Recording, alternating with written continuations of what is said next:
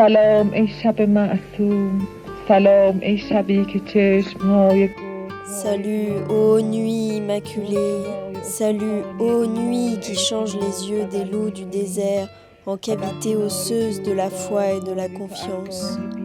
Et au bord de tes rivières, les esprits des saules sentent l'odeur des doux esprits des haches. Moi, je viens du monde indifférencié des pensées, mots et voix. Et ce monde est comparable au nid des serpents. Et ce monde est plein du bruit des déambulations des gens qui, au moment où ils t'embrassent, disent par devers eux la corde pour te pendre. Salut, ô nuit immaculée. On peut dire que Foloré Falorzod a commencé sa carrière poétique avec la publication de Gona, Le Péché.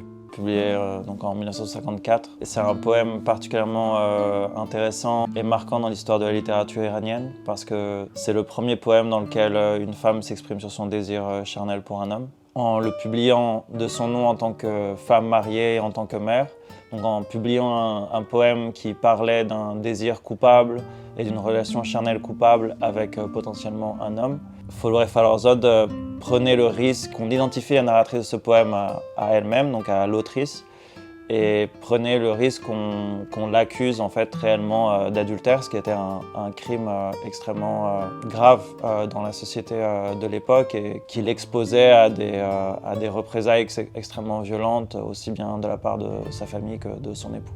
La publication de ce poème lance un peu sa carrière et scelle un peu pour toujours une certaine image ou une certaine aura qui existera autour d'elle, qui est une sorte d'atmosphère d'érotisme, de révolte, d'audace, d'émotivité, de sensibilité, d'avant-gardisme, d'innovation. Dans la suite donc, de cette publication, elle va continuer à écrire des poèmes, elle va publier son premier recueil et elle va aussi de plus en plus sentir sa carrière littéraire et son activité créative, se confronter à la réalité assez étriquée de son environnement, aux limites de sa relation de couple et des préjugés de son mari sur le rôle qu'elle devait avoir en tant qu'épouse et mère. Ce conflit entre elle, sa vocation, son environnement, sa vie de famille va la mener au divorce et la persuader que le mieux pour elle serait de quitter le pays.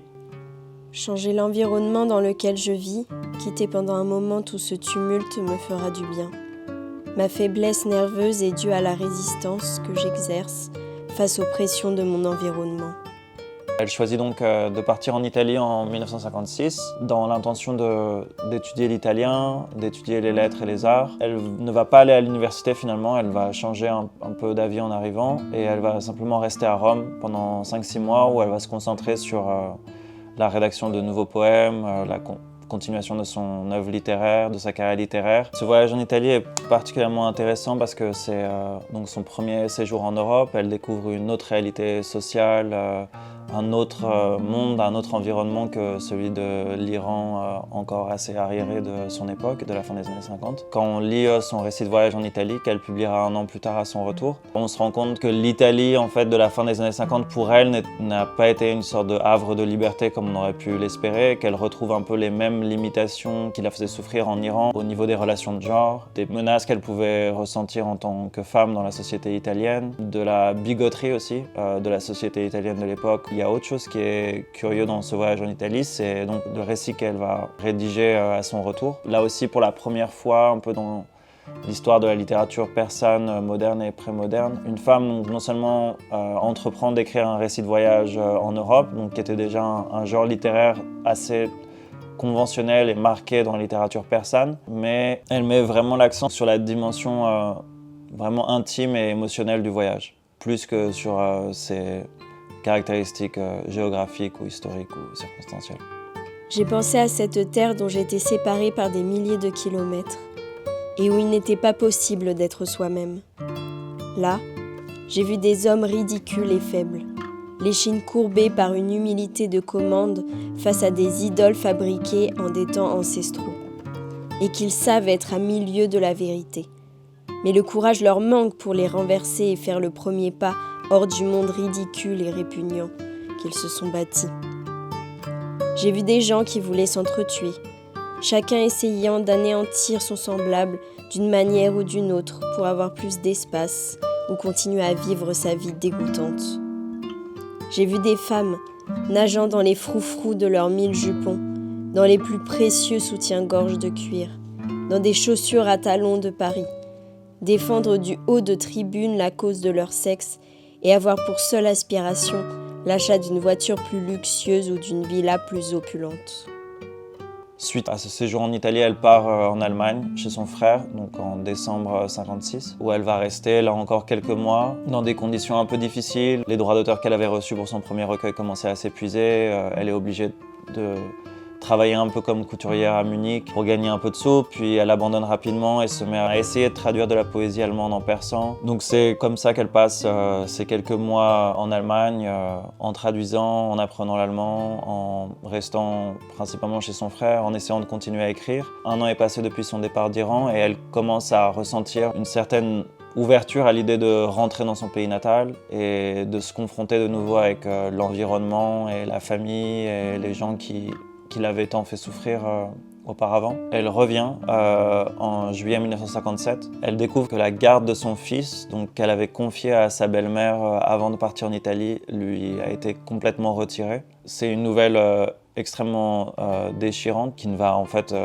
jamais vraiment cicatriser dans l'existence de Foroughi Farrokhzad. La deuxième chose importante qui arrive à cette époque, c'est vraiment le nouvel élan que prend sa carrière littéraire. N'ayant pas vraiment en fait pas de revenus, pas de travail, moins de relations avec sa famille, plus d'époux, elle sait qu'il lui reste plus qu'à vivre de sa plume et donc elle entreprend plusieurs collaborations avec des revues et des périodiques, ce qui l'amène à écrire toute une série d'articles satiriques, pamphlétaires et plusieurs nouvelles. Elle raconte avec une écriture extrêmement dépouillée, extrêmement sensible, des thèmes qui lui sont particulièrement chers comme l'échec de la vie de couple, la fin des illusions romantiques de l'adolescence, le décalage avec la réalité d'une société qui est encore extrêmement réactionnaire, traditionnelle, misogyne. Ces nouvelles, disons, brossent une sorte de tableau un peu mélancolique de ce qu'est la vie sociale pour une jeune fille éduquée de la classe moyenne de l'époque.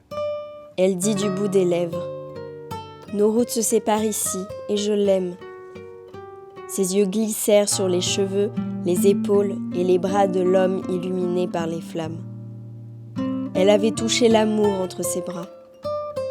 Ses paupières s'alourdirent d'une soif muette et se fermèrent. Entre les 4 murs de sa chambre glacée, elle était parvenue aux dernières limites de l'ardeur et de l'émotion. Elle s'enlisa dans une molle torpeur. Son ombre s'éleva sur le mur d'en face et on aurait dit que ses mains cherchaient quelque chose dans le vide. Quand un buisson a séché, on ne peut le ressusciter même avec des larmes. Elle avança la main vers l'épaule de l'homme et ses doigts, à l'instar de molles brins d'herbe fraîche, glissèrent le long de sa nuque. Mais lui, froid et silencieux, était assis à côté d'elle et semblait ne pas sentir sa caresse.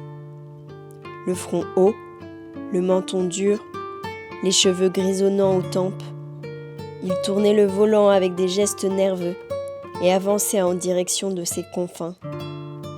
Un sentiment de désespoir lui fit retirer sa main et elle se demanda à nouveau « Qu'est-ce qui m'attend là-bas ?»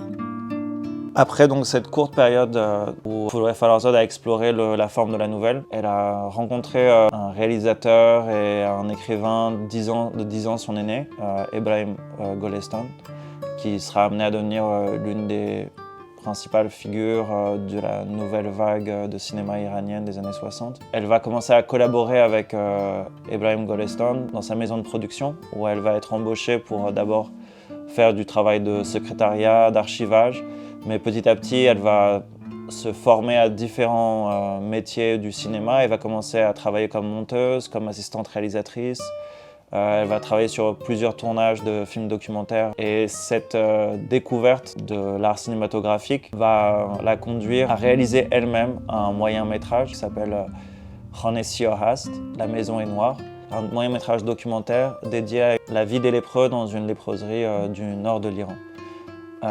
Et c'est un documentaire extrêmement singulier, qui est aujourd'hui considéré comme un des chefs-d'œuvre non seulement du cinéma iranien moderne, mais du cinéma documentaire mondial. Extrêmement humain, extrêmement réaliste et en même temps extrêmement poétique sur la vie quotidienne de ces lépreux. Pour ce film, elle rédige une voix off qui est en fait un montage extrêmement curieux de citations de l'Ancien Testament qui, disons, met en exergue les souffrances possiblement vécues par ces lépreux, mais en même temps les met en résonance avec une souffrance humaine au sens large et porte un peu les images vers une représentation tragique et dramatisée de la condition humaine. Le livre qu'on publie aux Belles Lettres contient non seulement des lettres, des nouvelles, des entretiens, un entretien sur le cinéma, la voix off du film La Maison est noire. C'est un matériel extrêmement divers et hétéroclite qui, à la différence d'une édition pure et simple de la poésie de Farrokhzad, permet de vraiment montrer concrètement au lecteur